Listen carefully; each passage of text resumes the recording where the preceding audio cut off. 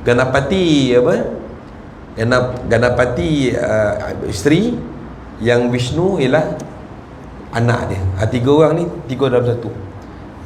Bila dia tengok Ganapati ni, dia sayang lebih pada anak dia, si Vishnu ni, dia tinggalkan tanggungjawab dia sebagai isteri, dia melebihkan anak dia, dia pancung kepala anak dia. Menangis si Ganapati ni. Sudah ada dia tengok Ganapati ni kesian pula, dia masuk hutan, dia ambil kepala gajah, letak kepala.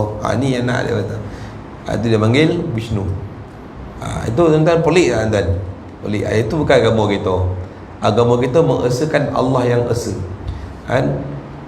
Wa ilahukum ilahu wahid. Allah dan Tuhan kamu ialah Tuhan yang satu. Begitu juga bila Nabi Musa AS berdakwah kepada Fir'aun, maka apabila Fir'aun mendatangkan hujah-hujahnya sebagai Tuhan, maka Musa pun memberi hujah, iaitu bukan kau Tuhan, kau bukan Tuhan, Tuhan ialah Allah, iaitu Nabi Musa kata apa? Nabi Musa kata apa? Allahu rabbukum wa rabbu abaukum, iaitu Tuhan Allah itu Tuhan kami dan Tuhan kamu dan juga Tuhan bapa kamu. Nak bagi tahu apa, zaman Fir'aun dulu ada juga Fir'aun yang menyembah Allah. Bila datang Fir'aun yang Ramses III ni mengaku dia sebagai Tuhan, maka Allah Ta'ala utuskan Nabi Musa AS untuk bagi tahu, keluarga kamu ni pun ada yang menyembah aku, kenapa kamu menidakkan? Jadi begitu. Dalam tauhid kita ialah kita mewajibkan akal kita menerima akan kewujudan Tuhan, dan juga kita menolakkan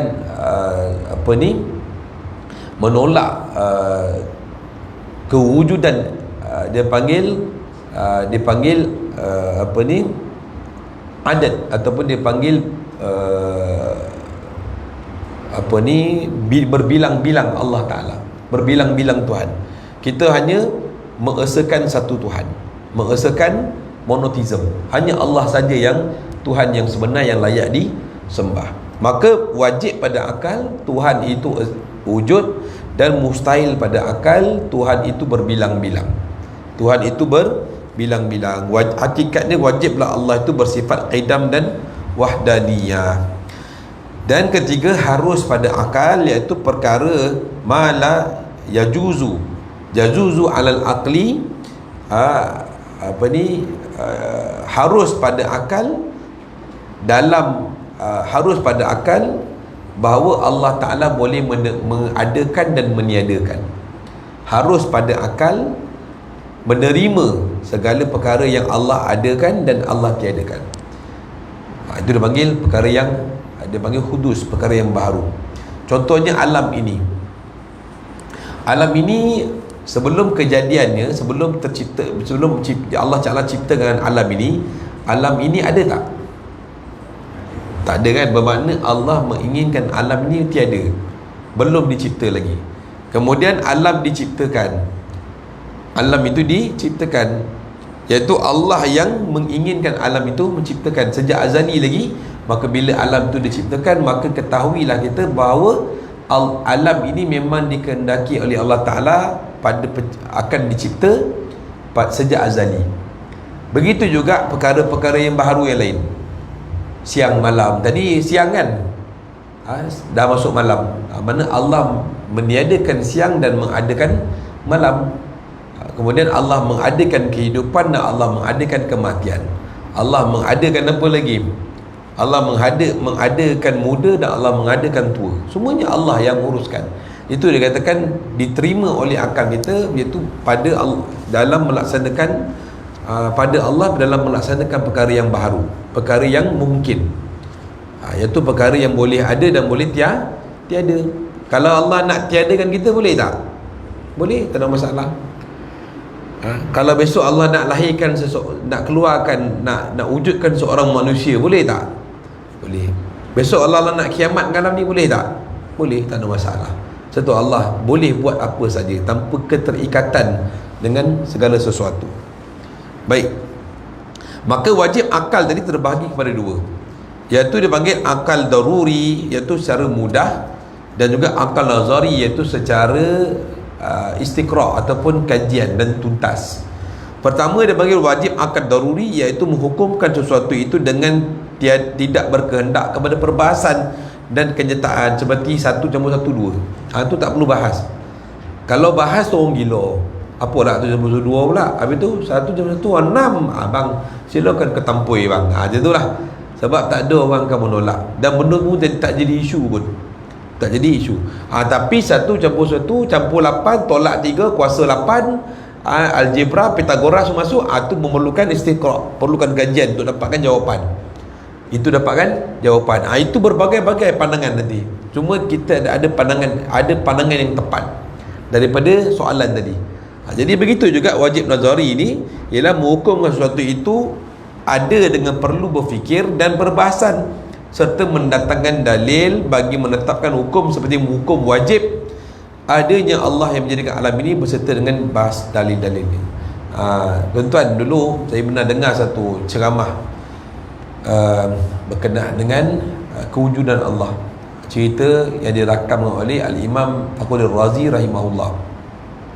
Beliau satu orang cerita, masa Al-Imam Fakhruddin Razi rahimahullah datang suatu masjid, imam membawa dalil 1000 dalil yang Allah wujud.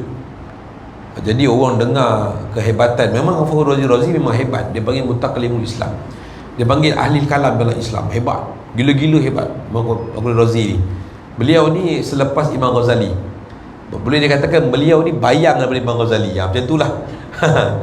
Beliau, ulama setengah mengatakan beliau adalah bayang daripada Al-Imam Ghazali. Nak berarti Imam Ghazali tu punya hebat. Imam Ghazali tu dah hebat habis lah tuan-tuan. Dia ni bayang dia lah, kira dia. Dia datang bagi 1000 dalil, bawa 1000 dalil ke kewujudan Allah. Datang satu perempuan tua, seorang wali perempuan lah. Dia kata, apa imam ni perlukan dalil akan kewujudan Allah ni, kena dalil ke? Dia kata, kenapa puan cakap begitu? Tak cukup ke alam ni dalil pada Allah wujud? Kenapa nak perlu dalil ayat Quran 1000 dalil pula? Nampak tak? Maka orang kata, ini hebat orang ni. Ya, betul. Kami semua kena betul dengan fahaman bahawa Imam Fakhruddin Razi itu datangkan dalil kepada orang yang mencari dalil, maka perlukan dalil. Tapi orang yang sudah sampai ke bala madlul tak perlu dalil. Dah tahu memang Allah dah wujud, tengok alam dah tahu dah. Takkan alam jadi sendiri, mesti ada yang mewujudkan Allah. Maka ini berbeza, bukan nak bagi. Namun kalau kita lihat ketinggian wanita tadi itu, kedudukannya ialah dia lebih tajam fikiran dia dalam mencari dalil untuk diri dia akan kewujudan Allah. Tapi Al-Imam Fakhruddin Razi mendatangkan dalil supaya orang yang tidak ada dalil tentang kewujudan Allah itu ada dalil dan tahu tentang kewujudan Allah Subhanahu wa taala.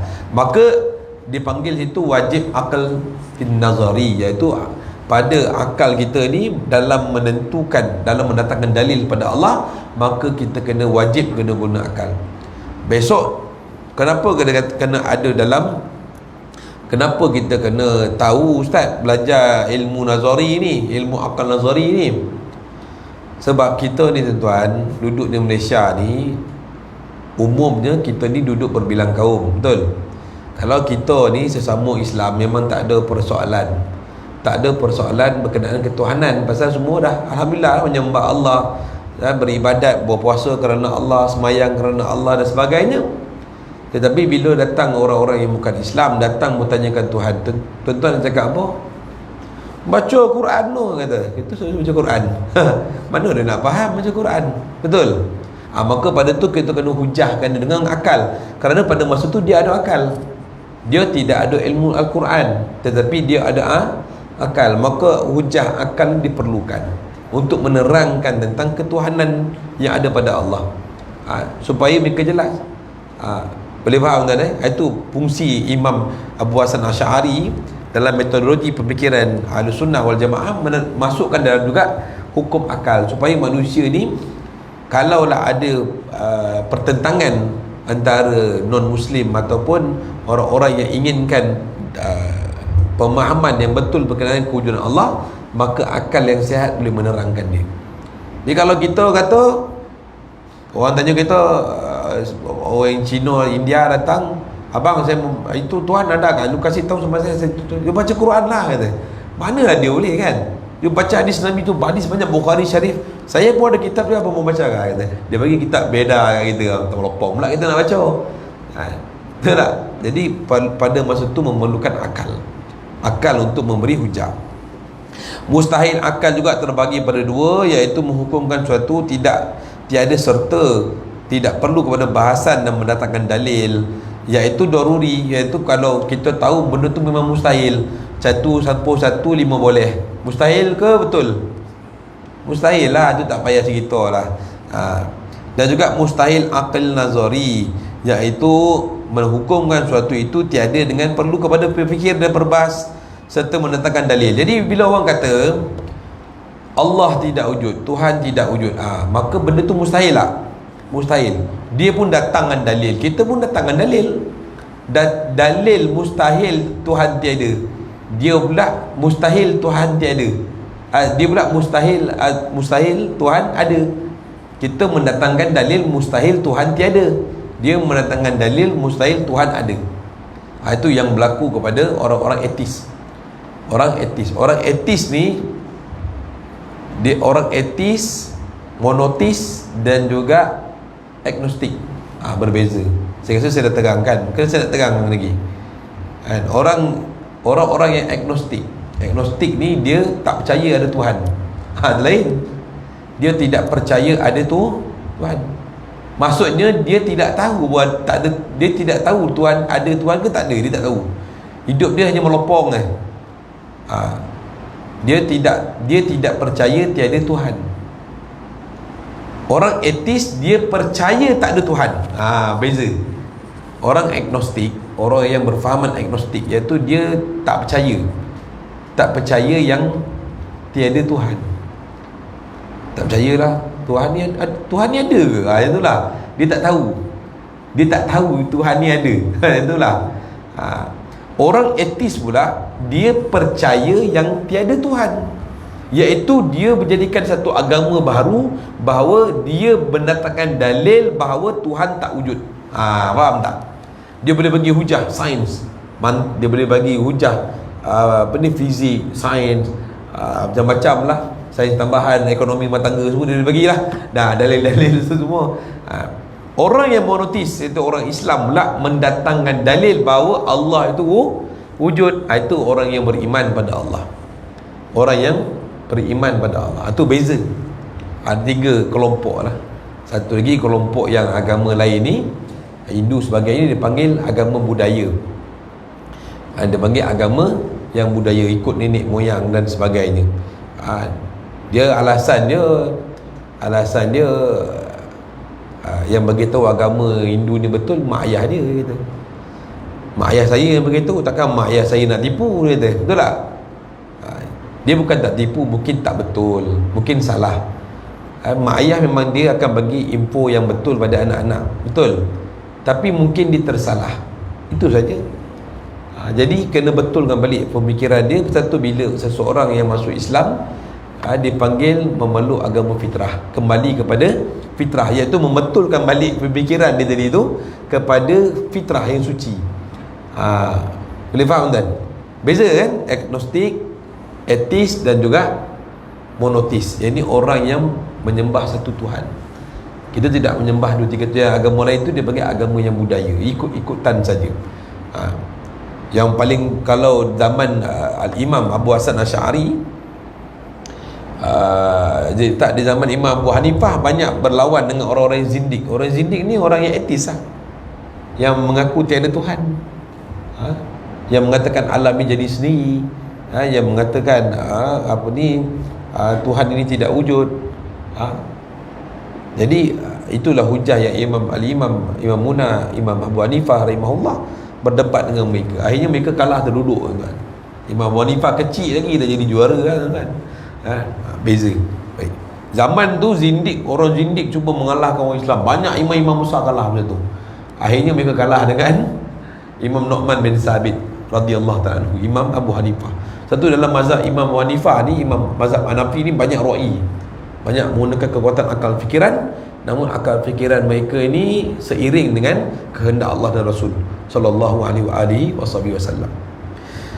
Jadi dah habis mustahil akal, dan juga sekarang kita masuk dalam harus akal terbagi kepada dua bahagi.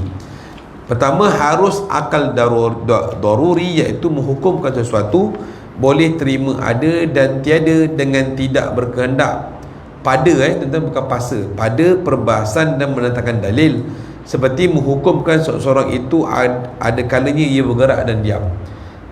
Kita dalam menentukan ini, maka akal akan menentukan sesuatu tanpa perbahasan. Bila kita katakan orang itu diam, mana dia tidak bergerak. Satu orang itu bergerak, bermakna dia tidak diam. Seseorang itu tinggi, maka tak mungkin dia rendah. Seseorang yang rendah tak mungkin dia tinggi. Maka akal dah set begitu, kefahaman yang secara tabi'iyah, yang memang biasa, yang adatnya begitu. Namun tak ada orang kata mustahil.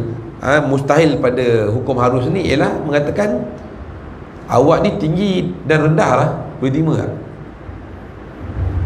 Awak ni, kamu ni tinggi dan rendah, boleh terima tak? Mana ada muqabalah, ada dua benda yang bertentangan. Dia panggil benda yang bertentangan. Tinggi dan rendah bertentangan tak? Tetapi tinggi dan rendah pada suatu masa bagaimana? Boleh terima tak? Awak ni gemuk dan kurus lah, macam mana tu? Gila abang ni kata kan, dia mesti akan tetap macam bismillah dia kata. Itulah kan. Maka pada akal kita menetapkan keharusan kita. Kalau kita nak meletakkan keharusan tu pada diri kita, cuba lihat. Dulu kita tak ada, sekarang baru ada. Mana Allah Ta'ala boleh jadikan kita dan boleh tiadakan kita. Besok pun kita boleh tiada. Besok masuk alam kubur pula, ada di alam kubur pula, boleh ada di alam mahsyar pula. Dan begitulah pertukaran-pertukaran kita. Harus akal nazari, iaitu menghukum sesuatu boleh dijadikan atau tidak boleh dengan berkehendak kepada bahasan dan mendatangkan dalil-dalil. Seperti contoh, memberikan ganjaran pahala kepada orang yang tidak beramal, maka akan menghukum hal ini dengan keharusan. Contohnya ialah berkenaan dengan perbahasan. Jika orang kata, Ustaz, boleh tak Allah Subhanahu wa ta'ala wajib memasukkan orang yang soleh dalam syurga? Dan juga boleh tak, wajib tak Allah Ta'ala memasukkan orang-orang yang zalim ke dalam neraka? Maka jawapannya ialah Allah tidak wajib memasukkan seseorang yang soleh ke dalam syurga, dan tidak wajib pada Allah memasukkan seseorang yang zalim dalam neraka, kerana Allah tidak berlaku keterikatan. Allah nak masukkan dalam syurga siapa yang dia nak, boleh tak? Boleh saja. Kalau dia katakan Allah nak masukkan iblis dalam syurga, boleh tak? Boleh saja. Kalau Allah nak masukkan para syuhada, para orang-orang fisabilillah masuk neraka, boleh tak? Boleh saja, tak ada masalah. Ini daripada segi hukum keharusan akal, iaitu harus pada Allah memasukkan orang ke dalam syurga dengan rahmat Allah, bukan dengan kewajipan. Dan juga harus pada Allah memasukkan seseorang itu ke dalam neraka dengan sifat adil Allah. Boleh faham?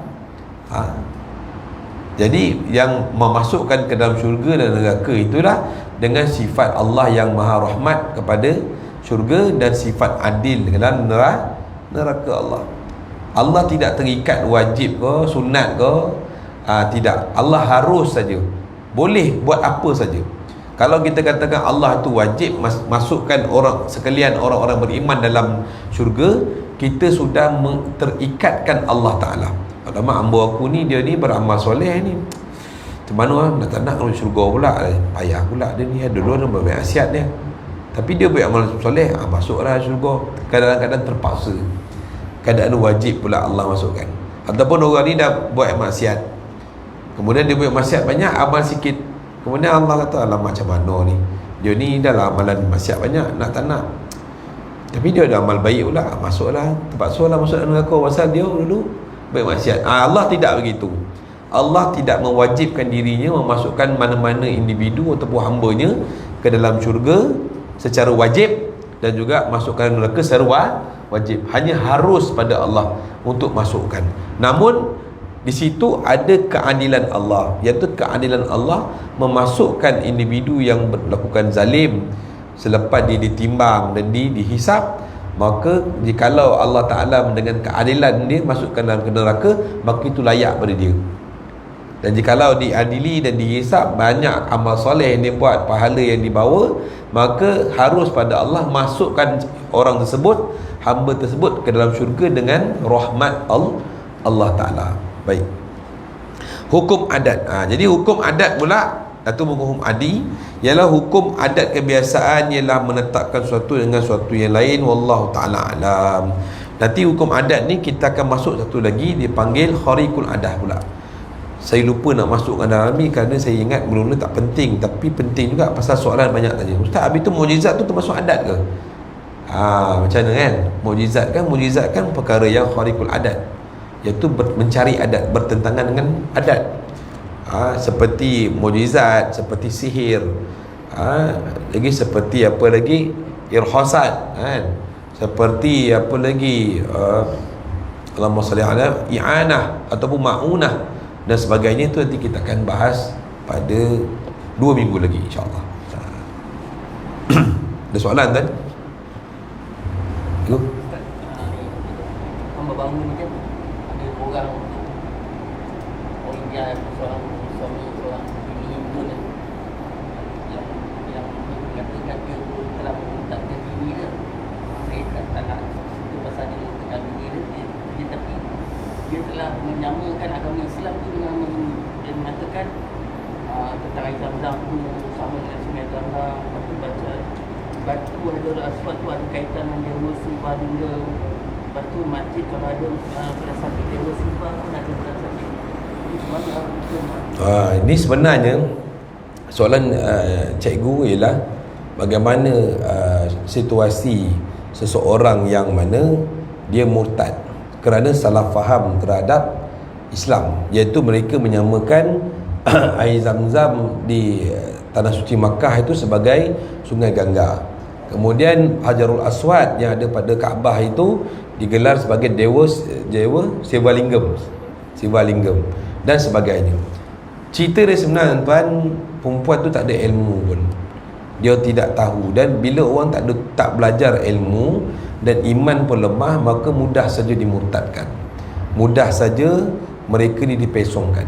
Pokok pangkalnya kerana tiada ilmu dan tak ada.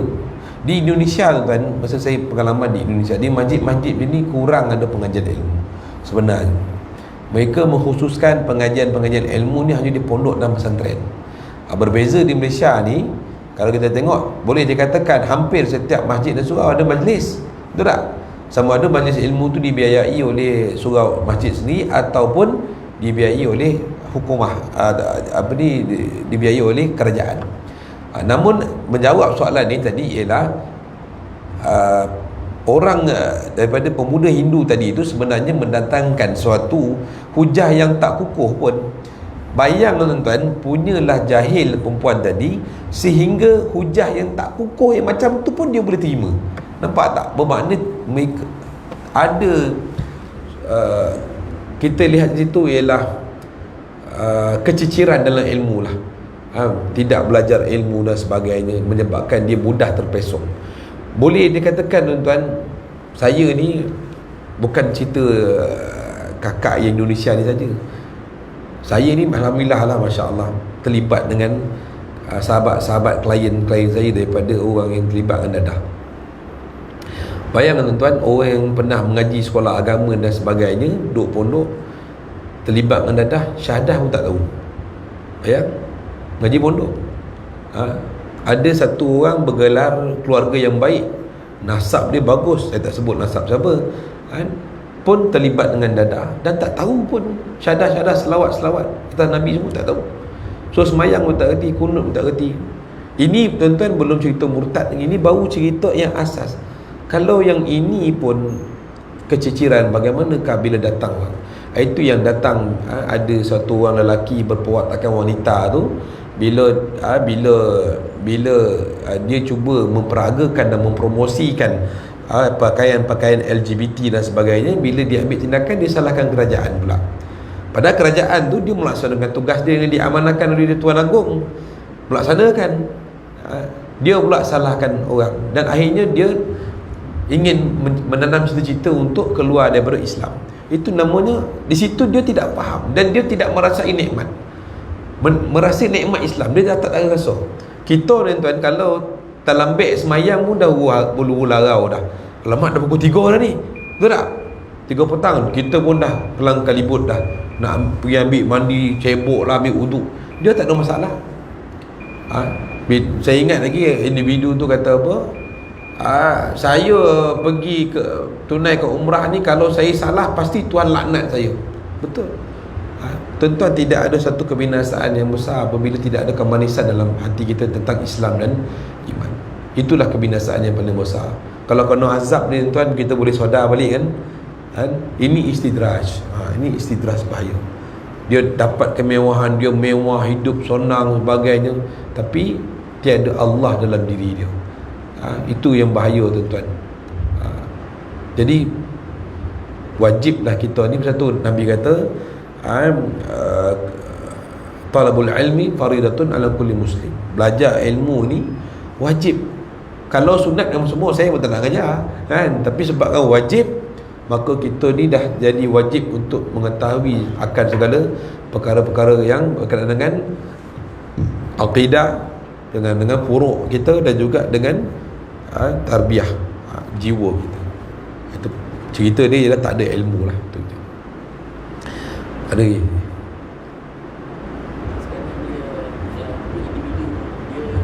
soalan dia mengatakan pihak kuasa lah, orang agama nak tangkap dia, polis tangkap dia, dia rasa dia macam terancam bila dia beragama Islam. Kalau dia menganut agama lain, tak ada siapa cari dia. Yalah, dia sebenarnya dalam Islam, dia masih dalam keluarga Islam, dia masih Islam. Pasal tu kita, kerajaan boleh mengambil apa tindakan atas dia kerana dia Islam. Pasal tu walaupun dia dah murtad sekalipun, kalau lah satu orang tu dia murtad, dia murtad tadi itu bukan keredaan hukumah, bukan keredaan kerajaan atau keredaan umat Islam. Islam pun tak reda, walaupun memang kita tahu dia buat dosa dan sebagainya, tapi reda tak kita reda tak dia murtad? Kita pun tak reda dia murtad. Dia salah tu cerita lain lah, tapi sesuatu yang kata biarlah dia murtad lagi senang, dia menyokong kemurtadan tadi, seolah-olah dia sendiri yang menyokong kemurtadan. Itu dah dosa besar. Kita orang Islam memang tak menyokong dan tak reda pun dia murtad, dan kerajaan memang kena ambil inisiatif, kena bertindak. Memang itu kerja dia, pasal besok dia nak kena tanya ke Tuhan, so kau tak ambil tindakan sedangkan kuasa dah diberi. Maka itu tugas hukumah yang kena ambil tindakan. Dia nak tukar agama lain pasal agama lain agama lain tidak menyokong. Mana agama yang segi moral tuan, bukan segi akidah, segi moral tak ada agama pun menyokong demikian, kecuali agama Hindu. Agama Hindu kata orang yang mana ni berwatakan bertentangan dengan ini dianggap suci. Satu orang jadi pondan dan sebagainya, itu tak ada masalah. Saya pergi India, tengok berapa ramai pondan, bagi dia tu macam orang suci, tak ada masalah. Pasal dia tak ada akal, dia penyakit, jadi orang anggap tu macam tak ada apa lah. Tapi kita tidak. Kita, orang yang sakit tu perlu dirawat. Orang sakit tu dirawat dan dibaiki, dan boleh dia manfaatkan diri dia dalam mentaati perintah Allah. Dia punya dosa tuan-tuan, dia punya perbuatan, bukan dosa lah, perbuatan itulah mempromosi dan memperagakan pakaian, dan juga dia punya mempromosi pakaian dan juga menggalakkan LGBT lah. Sebenarnya itu yang ditangkap. Itu dalam perkataan dia begitu, saya sendiri pun tak berani nak mengatakan dia bukan Islam, pasal kita tak tahu qasad dia kan, qasad dia itu biar pihak mahkamah lah yang arif, lebih layak lah yang menghukumkan. Namun kalau seseorang individu yang mengatakan saya keluar Islam, maka keluar Islam. Sebab kita orang Islam ni, kita mengambil pada perkataan, kita tak mengambil daripada niat. Kalau niat saja tak jadi. Kalau dia tak ada niat tapi dia kata demikian pun jatuh kufur. Zaman Rasulullah ni, zaman Rasulullah ramai orang munafik, tapi luaran mereka Islam. Rasulullah tidak mengambil tindakan terhadap orang munafik. Orang munafik zaman Rasulullah tu dia munafik i'tiqadi, munafik secara i'tiqad. Mereka sebenarnya rupa di Islam, tapi mereka menyembah selain daripada Allah, mereka sembah selain daripada Allah. Kenapa Rasulullah tidak mengambil tindakan? Kerana nanti orang kata, kau tengok Muhammad, orang keluar Islam muni bunuh, orang masuk Islam muni bunuh. Jadi orang yang mengisytiharkan kemurtadan saja yang kita ambil tindakan dan ambil percakapan dia sebagai dalil dia. Maka bila kita ketahui akan perlakuan demikian, maka kita rakyat biasa tak boleh ambil tindakan sewenang-wenang. Tak boleh. Itu mesti diserahkan kepada jawatan tertinggi dalam agama Islam, iaitu yang paling besar kali dia Tuan Agong lah, ataupun kita dia Tuan Besar Negeri Sembilan. Kemudian kuasa itu disabkan di bawah siapa? Bawah hakim. Maka hakim yang akan menentukan sama ada dia murtad ataupun tidak. Selalunya akan diberi nasihat dan dibergerakkan. Kalau suatu negara yang mengamalkan hudud, maka kalau diberi nasihat, dipujuk dan rayu tidak masuk Islam, maka boleh dikisos, iaitu boleh dihadkan, maksudnya diberi hukum bunuh. Jikalau dia boleh mendatangkan pengaruh pada orang lain. Wallah ta'ala alam. Soalan lagi. Ada soalan tadi, ada orang tanya saya, Ustaz, ada satu orang tu penceramah di Negeri Sembilan menggalakkan semayang rapat-rapat, dia kata jangan ikut SOP ni buatan manusia, kata buatan manusia. Jadi dia minta saya jawab lah. Saya bantu jawab. Tuan-tuan, dalam dunia ni tak ada orang yang tak ada orang nak miskin, tak ada orang nak sakit, tak ada orang nak susah. Betul tak? Semua orang nak senang, semua orang nak kaya, semua orang nak sihat. Betul. Tapi sekarang ni kita ni terancam dengan wabak COVID-19. Betul tak tuan-tuan? Sikit sebanyak banyak keterjejasan berlaku. Orang dulu menjaga elok, sekarang dah lingkup, dah gulung tikar dan sebagainya.